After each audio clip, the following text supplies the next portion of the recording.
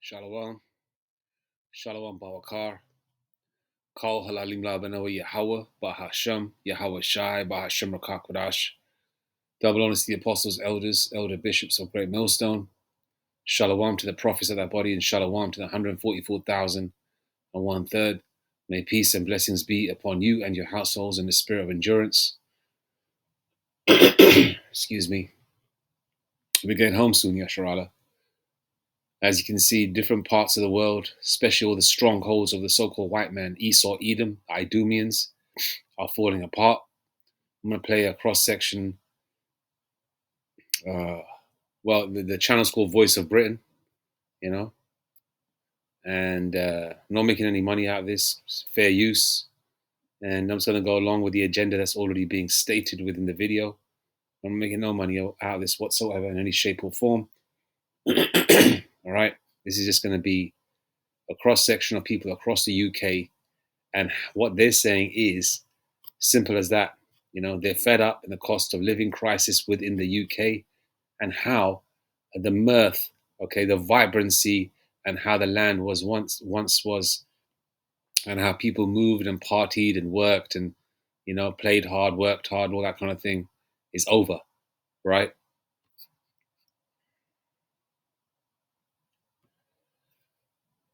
Okay, Isaiah 24:11. There is a crying for wine in the streets. All joy is darkened. The mirth of the land is gone.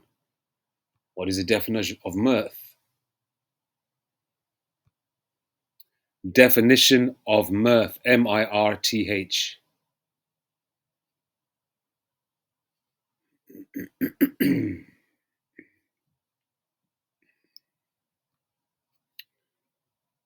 Okay, the definition of the word mirth is amusement. Excuse me.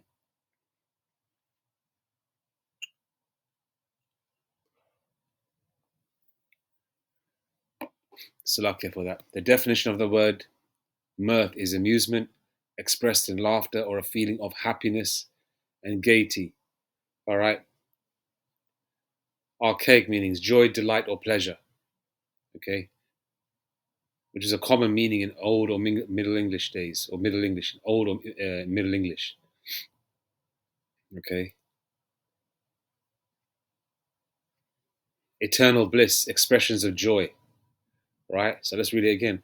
Isaiah 24:11. There is a crying for wine in the streets, all joy is darkened. The expression of joy of the land is gone. Let's just say that. Right? Ecclesiastes 12:4.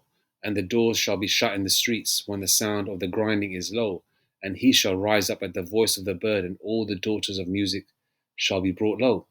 No jobs, no work, no music to give you that feel-good factor, the optimism, that music to go out and get, when you're getting ready to go out somewhere and you think you're gonna look like the shit and be the shit when you hit the streets, how it used to be. That's all gone, right? That's why a lot of youngsters are diving into the old school, music from the 50s all the way to the about 90s. I know a bunch of 20-year-olds, 22-year-olds, or whatever. What kind of music you like? Oh, R&B. From what era? Oh, the 90s. Nobody listens to back when we were young in the 90s, in our 20s. We weren't listening to. Somebody asked us, "Oh, what kind of music you listen to?" Right? It was R&B, hip hop of the 90s. Nobody said anything about the 70s. Yeah, 70s music was cool and all, but it wasn't like a core thing. Nowadays, the music from the 70s, the 50s, 60s, 70s, 80s, 90s is a core thing amongst youngsters, because they're trying to bring, trying to live in, they're trying to be nostalgic about it. Okay, they feel nostalgic about it. They like the footage of that era. They like the fashion of that era. They like the vibrancy of that era. But they all even say that, they were born in the wrong era. They should have been born in the 70s or 80s to appreciate the 90s. So that vibrancy, the optimism is all gone. No work as well. It's over. All right. People people are working 2-3 jobs if they can find one. Haggai 1 and 6. All that money they earn is like, putting that money into a bag with holes. They can't sustain themselves. Benefits have been cut off. Right. Moving to universal credit, which is not enough to sustain people. All right. And even if they are, even if they are getting it, there's not enough to sustain them, and some people are not getting it at all. The checks and payments have been delayed. People are measuring food, paraphrasing with the scripture. They're paraphrasing, the staff of bread is broken. They're measuring their food as well. 1 meal a day. Let's go. Welcome to Voice of Britain. The cost of living is out of control, and people are feeling the pressure. Let's hear their voice. What has happened to the UK? I'm in what was once a thriving Saturday night nightlife town in the middle of England. It is now a ghost town. It's 8 o'clock on a Saturday night in August. And this place used to be rammed. This is summertime, August, by the way, this year. As far as the eye could see. With people, partiers. There was at least 15 bars and pubs, a few nightclubs. From the blue building that you can see in the background, all the way down there. There is nobody out. There's a couple of older couples, a couple of families. But when I say to you, this used to be one of the places in the Midlands to go on a Saturday night out, I'm not exaggerating. Sugar, flour, bread. Those are basic food. Eggs. You can't buy eggs. Even lime. You could have get a 50p lime. Now it's a pound. Everything is going up. Clothes and things, they're not going up because you don't need clothes, but you need food. Wages doesn't go up.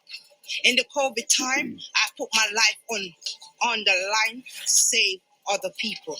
But yet still, I get no thanks, nothing. My wages doesn't go up. My children can't find food. You used to eat 3 times a day. Now you have to limit it to 1 time a day. How safe is... There you go. Let's read once. Get a scripture.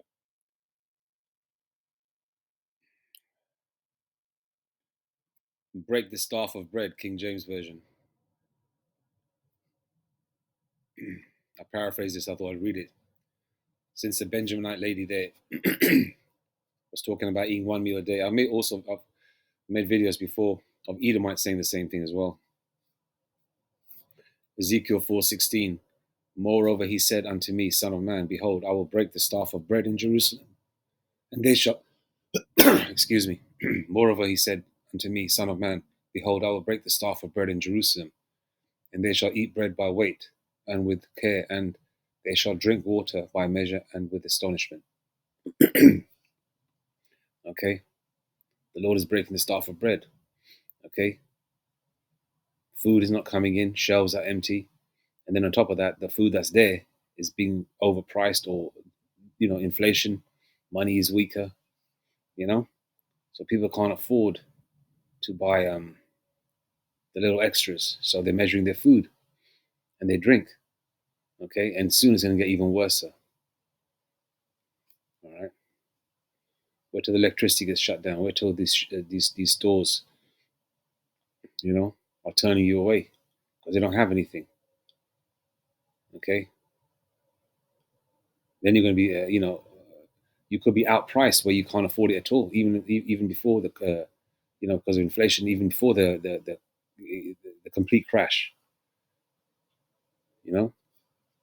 People are going to be priced out. People won't be able to afford it, and then they're going to put you into a corner. And then what?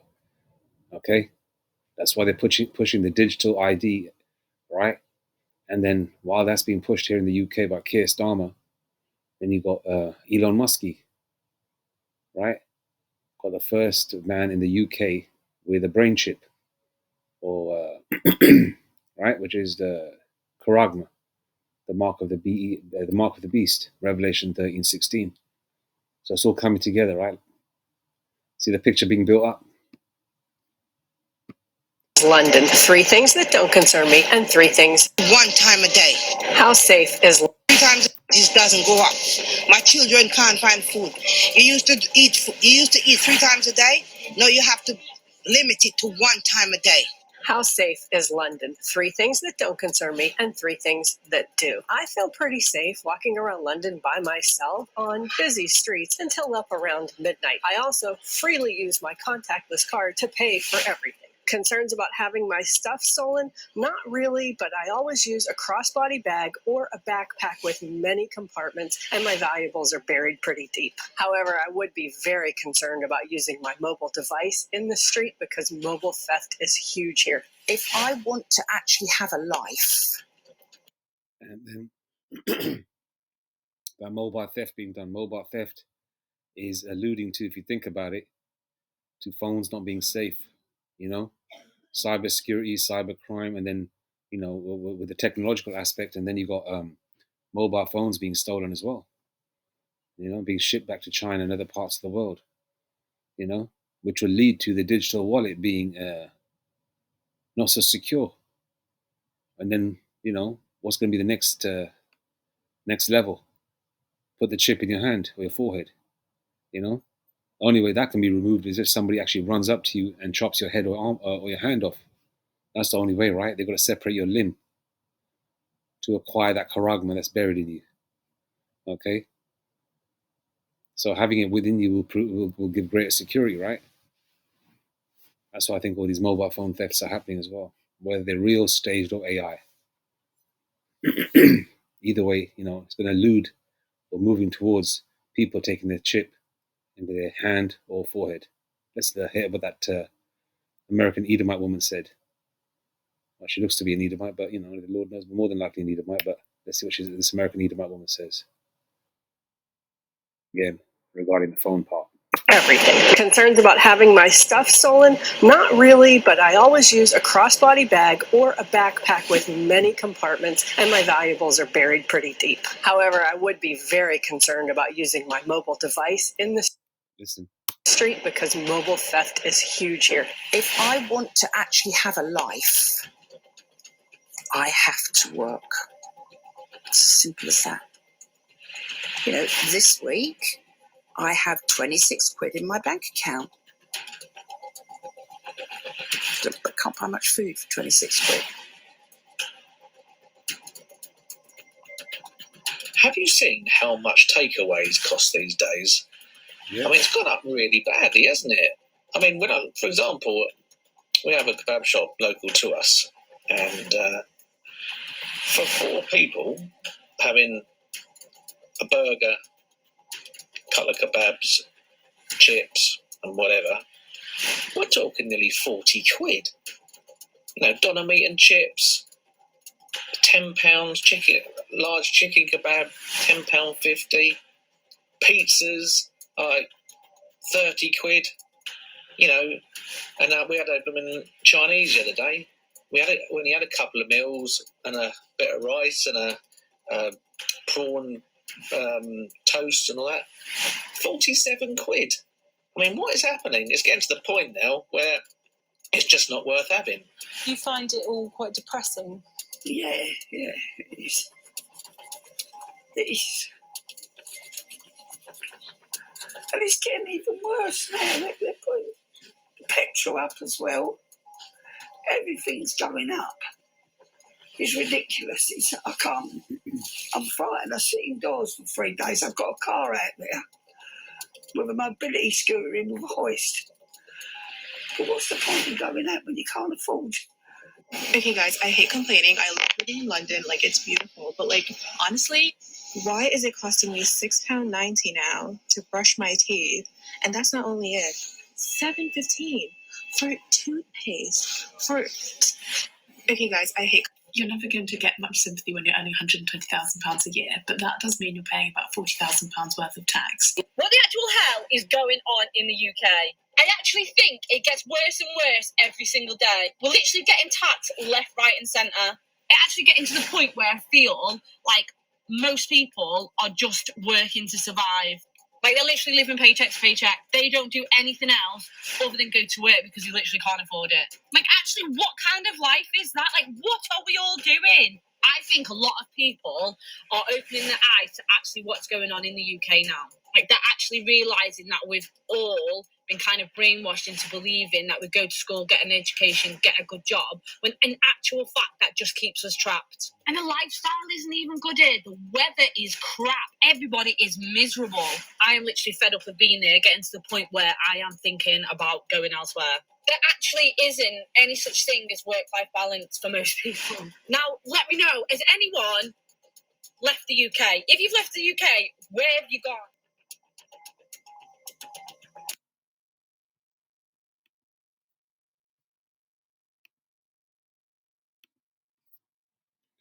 Second Ezra 6 verse 9. For Esau, who is a so-called white man, is the end of the world, and Jacob is the beginning of it that followeth. Okay, we have our world coming next. Okay, you so-called blacks, Hispanics, and native Indians of Negro Indian descent, all right, which are in ground zero, the bulk, which is America, and the rest of you jakes that are scattered to the four corners of the earth, no matter what package you come in. If you're an Israelite, you're an Israelite. Romans 8:16. Spirit beareth witness. Okay, and the second Exodus is going to be from ground zero America and all four corners of the earth, pursuant to Isaiah 11:11 and 11 and 12. So our world is coming.